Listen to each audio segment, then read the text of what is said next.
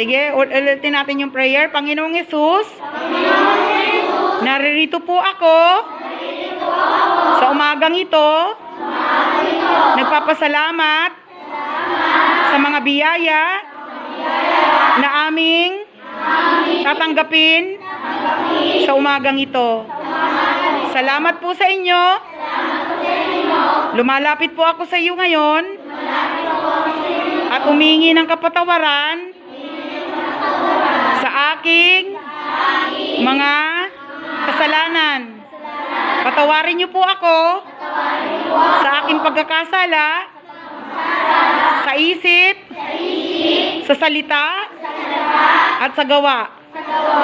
Salamat po sa pagpapatawad sa akin. At binubuksan ko po ngayon sa inyo ang aking puso.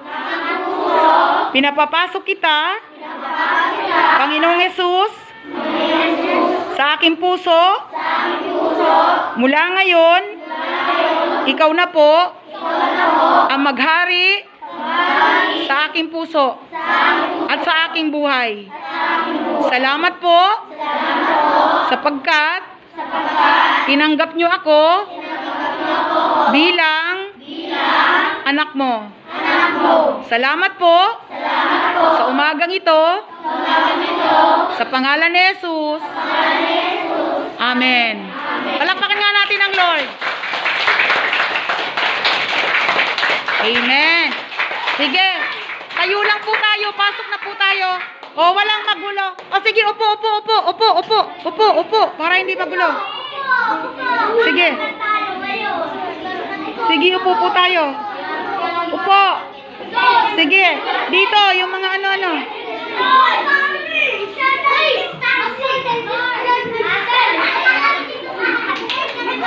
Dito pa. Okay. G, alin ka na. Okay. Sabihin nga natin, praise the Lord. Ay, bakit nakatingin kayo sa kapwa nyo? Sabihin nyo, harap kayo dito. Kaway. Sabihin natin, salamat po sa sponsor namin sa umagang ito. Thank you, Ate Bella.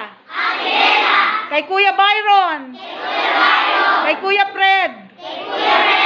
Kay Kuya Clyde. Kay... Sino pa ba? Nakalimutan ko na. Thank you kay Lord. Amen. Palakpakan.